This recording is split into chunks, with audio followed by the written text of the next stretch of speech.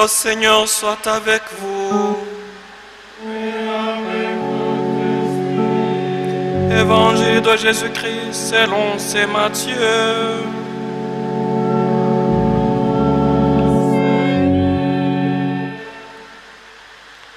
Jésus parlait à ses disciples de sa venue. L'avènement du Fils de l'homme ressemblera à ce qui s'est passé à l'époque de Noé. À cette époque, avant le déluge, on mangeait, on buvait, on se mariait. Jusqu'au jour où Noé entra dans l'arche. Les gens se sont doutés de rien. Les gens ne se sont doutés de rien jusqu'au déluge qui les a tous engloutis. Tel sera aussi l'avènement du Fils de l'homme. 2 hommes seront au champ, l'un est pris, l'autre laissé. 2 femmes seront au moulin, l'une est prise et l'autre laissée. Veillez donc, car vous ne connaissez pas le jour où votre Seigneur viendra.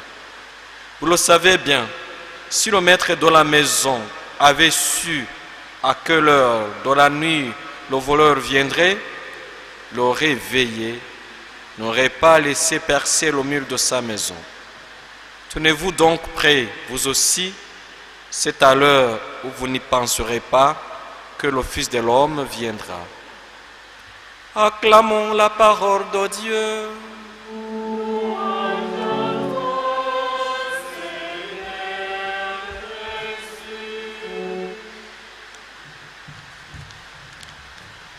Voici au début de la nouvelle année liturgique, au premier dimanche de l'Avent année A. La lecture de ce jour nous propose quelques pratiques pour mieux vivre le temps de l'Avent. Et ces pratiques peuvent être résumées en 6 pratiques majeures.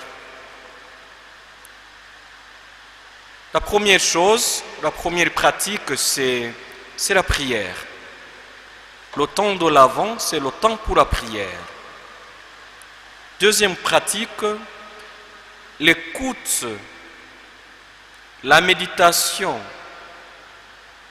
et la vie selon la parole de Dieu. Écouter, méditer et vivre la parole de Dieu. La première lecture nous en dit long.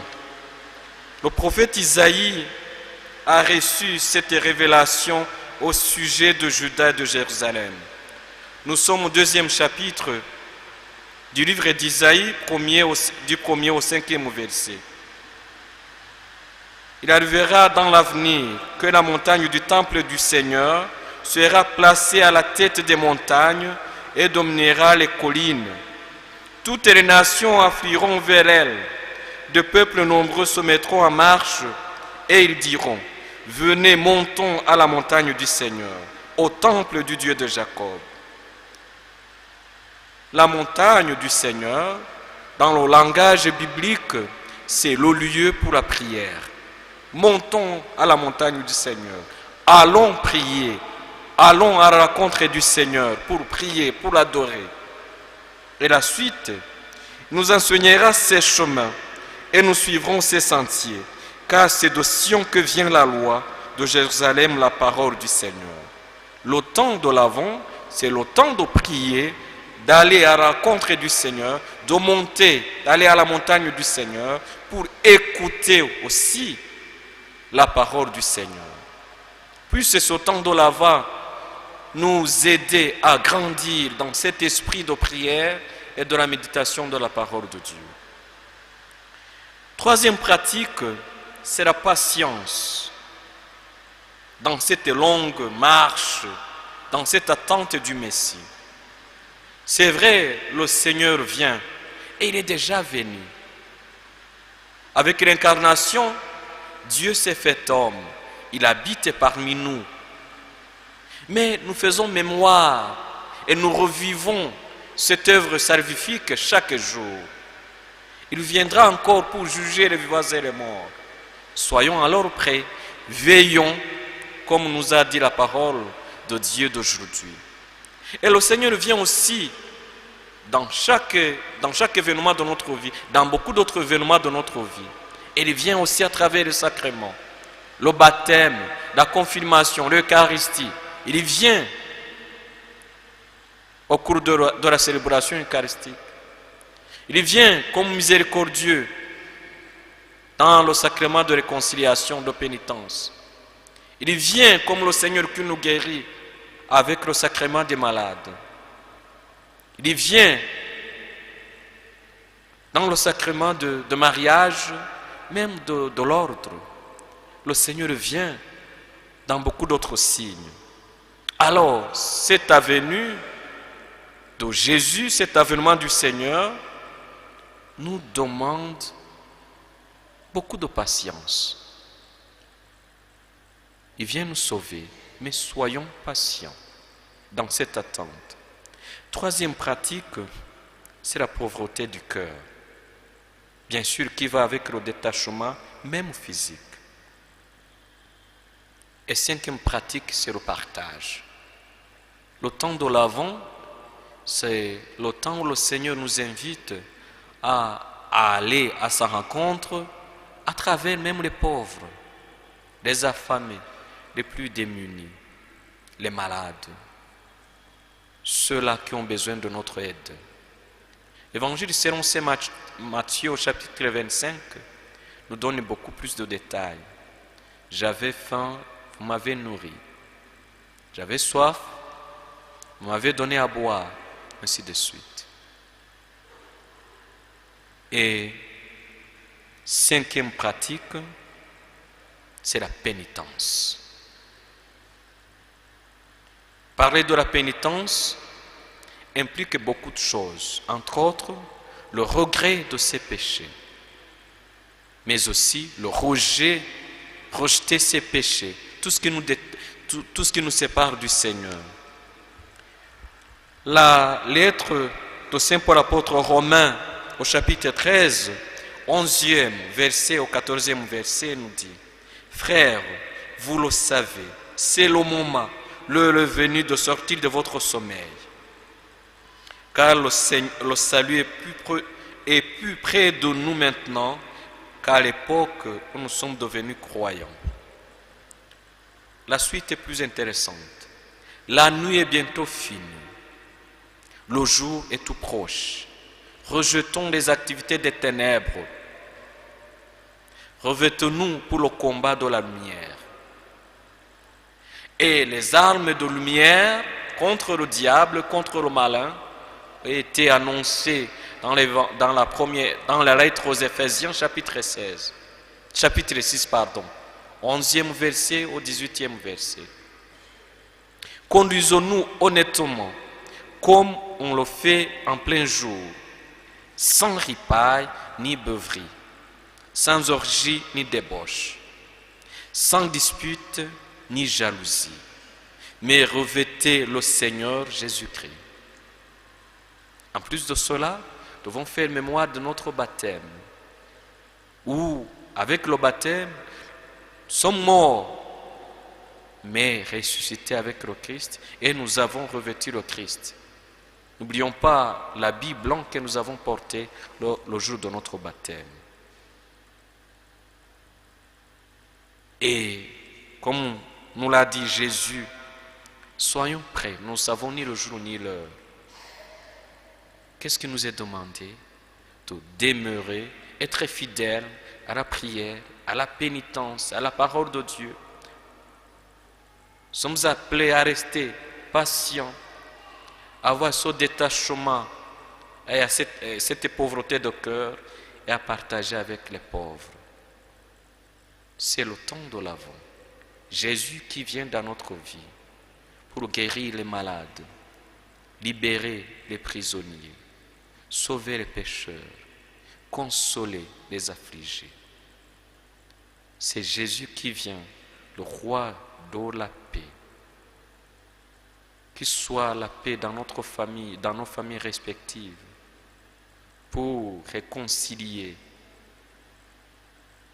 les couples qui se déchirent, qui se détruisent.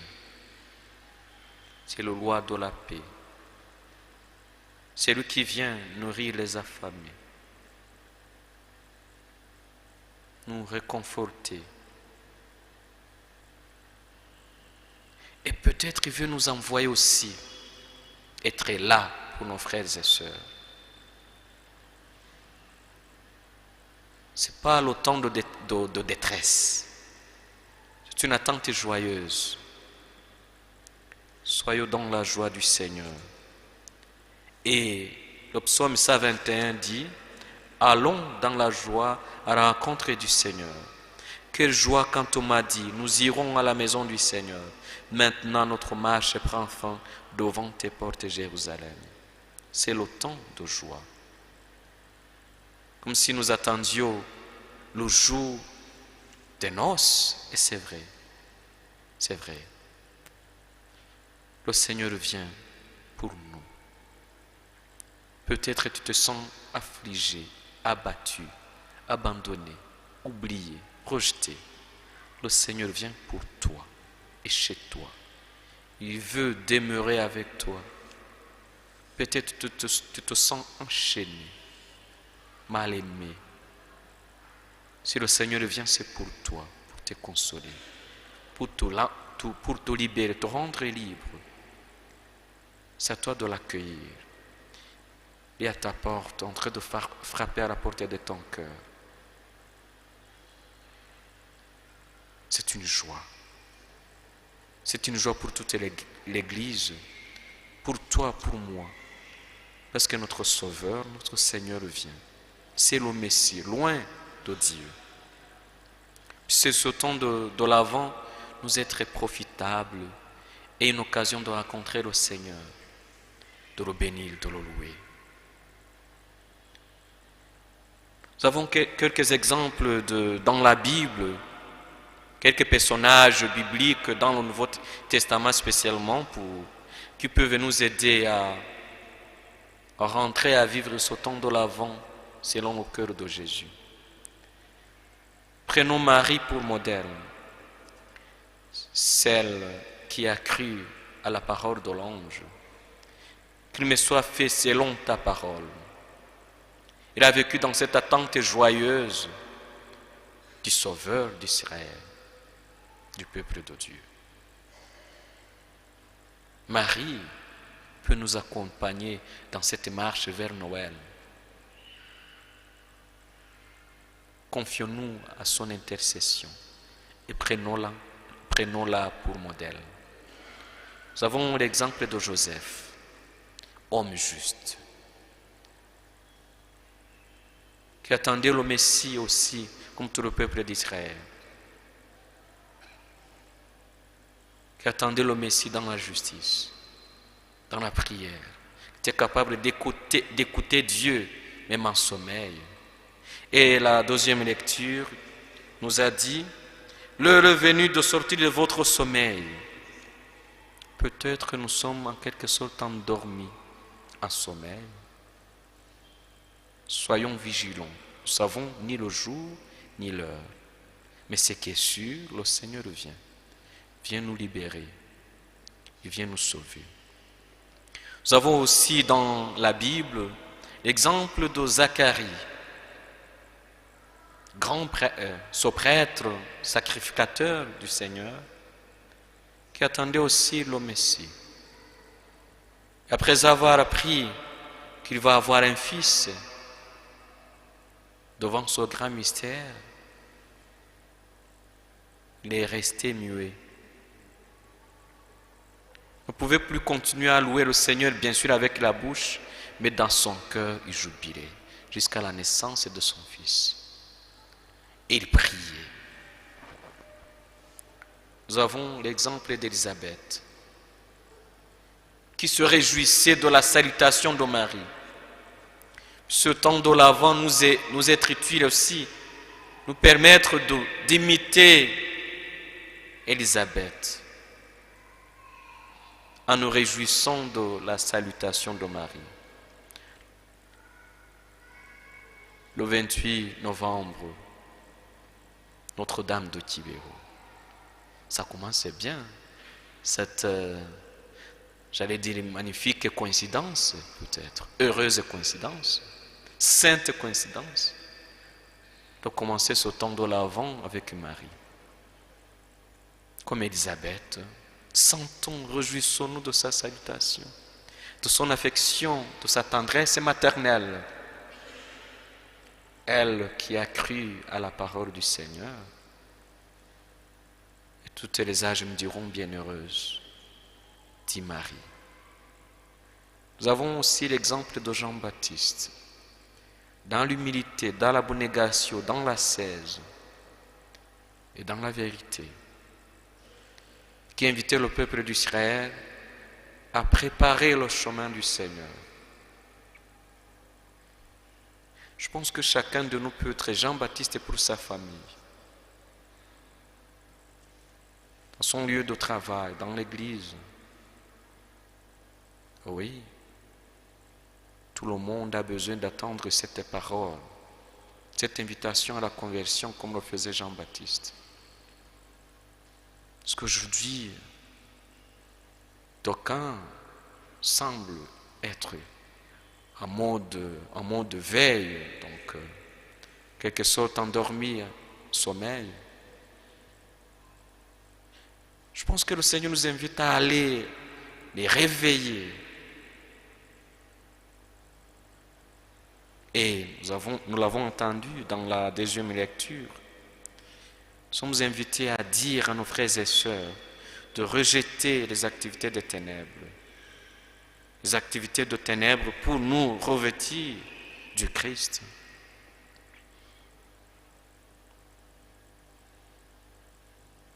Et ces activités des ténèbres ont été citées: ripaille, beuverie, orgie, débauche, dispute, jalousie, luxure, etc.